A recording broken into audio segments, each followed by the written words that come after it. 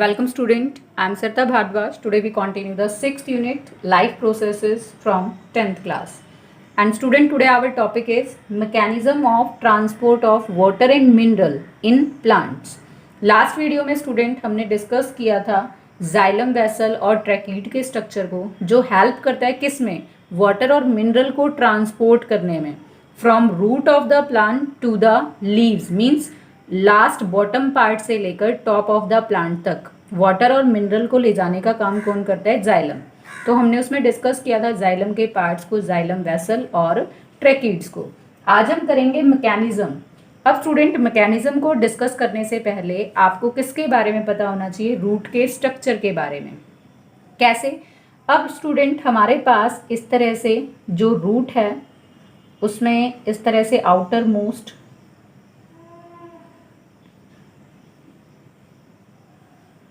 ये शेल्स होती हैं और इन सेल को हम नाम क्या देते हैं? एपिडर्मिस।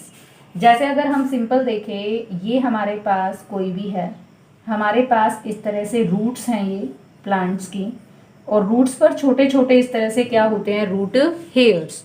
तो यहाँ पर हमारे पास इस तरह से मैंने ये आउटर प्रोजेक्शन शो की। यहाँ पर जो ये आउटर प्रोजेक्शन मेरे पास हैं, these are the root hairs.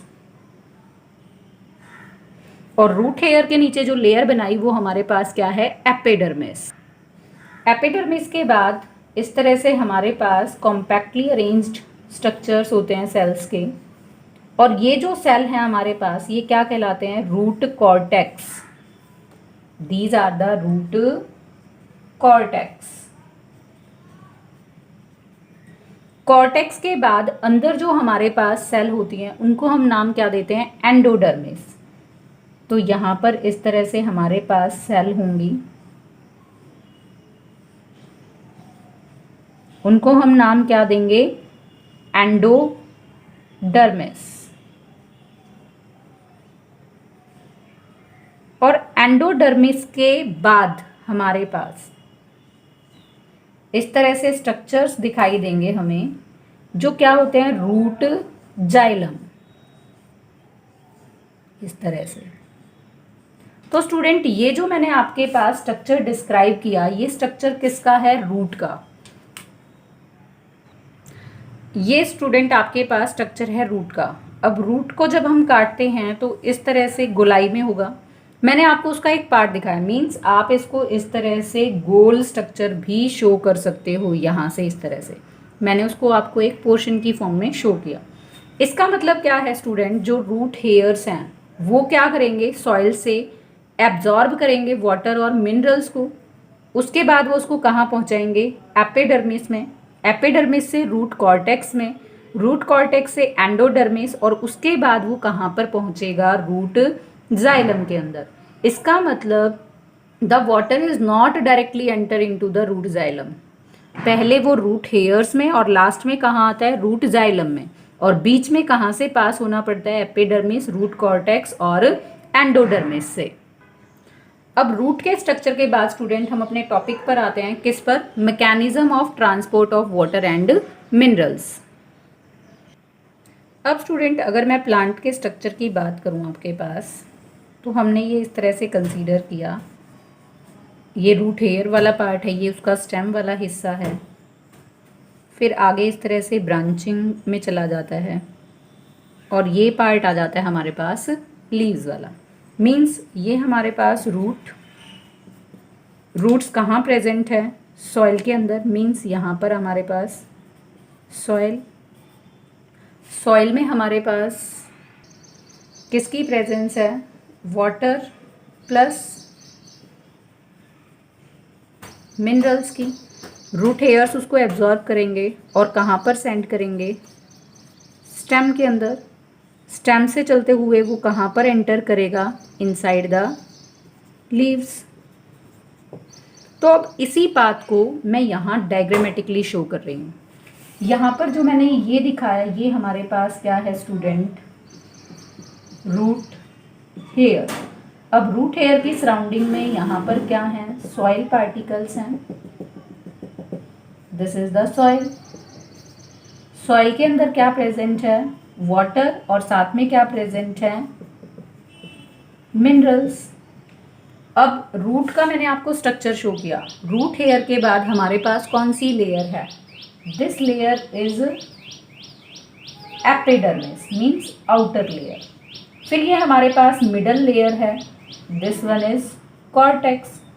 और ये हमारे पास इनर लेयर है जिसका नाम हमने क्या रखा, एंडोडर्मिस। एंड जो हमारे पास ये ब्लैक कलर के मैंने राउंडेड शेप शो किया आपके पास, ये हमारे पास क्या है, रूट जाइलम। मीन्स रूट से हम किसके कांटेक्ट में आते हैं, स्टेम के कांटेक्ट में। तो अगला जो ये रूट जाइलम है ये किसके कांटेक्ट में आया, यहाँ स्टेम के कांटेक्ट में। और स्टेम से हम कहाँ पर एंटर कर जाते हैं, इधर लीव्स के अंदर। तो यहाँ मैंने सिंपल दिखाया और यहाँ सेल की फॉर्म में स्ट्रक्चर आपको शो किया। तो अब क्या होगा, जो रूट हेयर्स हैं वो वाटर और मिनरल को एब्जॉर्ब करेंगे सॉइल से, कहाँ पर भेजेंगे, एपिडर्मिस में, एपिडर्मिस से कॉर्टेक्स में, कॉर्टेक्स से एंडोडर्मिस में, एंडोडर्मिस से रूट जाइलम में, और रूट जाइलम से वो कहाँ चला जाएगा, इनसाइड द जाइलम, किसके, स्टेम जाइलम के अंदर। स्टेम जाइलम से वो कहाँ पर चला जाएगा, इनसाइड द लीव जाइलम। अब जो लीव्स होती हैं, लीव्स के जो आउटर सरफेस है वहाँ पर क्या होते हैं, ओपन पोर्स होते हैं। उन पोर्स को हम नाम क्या देते हैं स्टूडेंट, स्टोमेटा। स्टोमेटा क्या होते हैं, ये गार्ड सेल से गार्डेड होते हैं। जैसे ही स्टोमेटा ओपन होंगे तो क्या होगा, यहाँ से लॉस ऑफ वाटर होगा। और जो ये लॉस ऑफ वाटर होता है through stomata of the leave, that is known as the transpiration.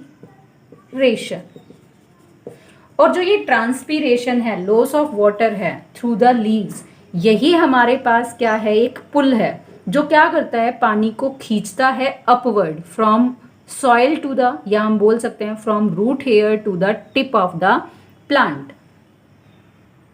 ऐसा मैंने क्यों कहा स्टूडेंट, क्योंकि हमारे पास ट्रांसपीरेशन की वजह से वाटर का लॉस होता है, जिसकी वजह से टॉप एरिया में यानी कि लीफ में क्या होता है, लो प्रेशर, लो पी का मतलब क्या है, लो प्रेशर ऑफ वाटर।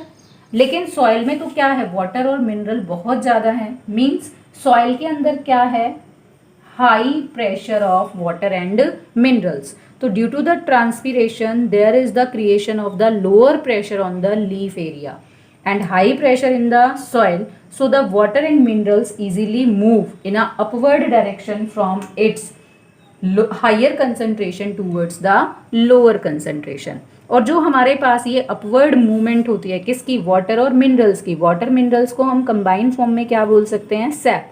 तो अपवर्ड मूवमेंट है, इसीलिए हम यहाँ पर टर्म क्या यूज करेंगे, असेंट ऑफ सैप।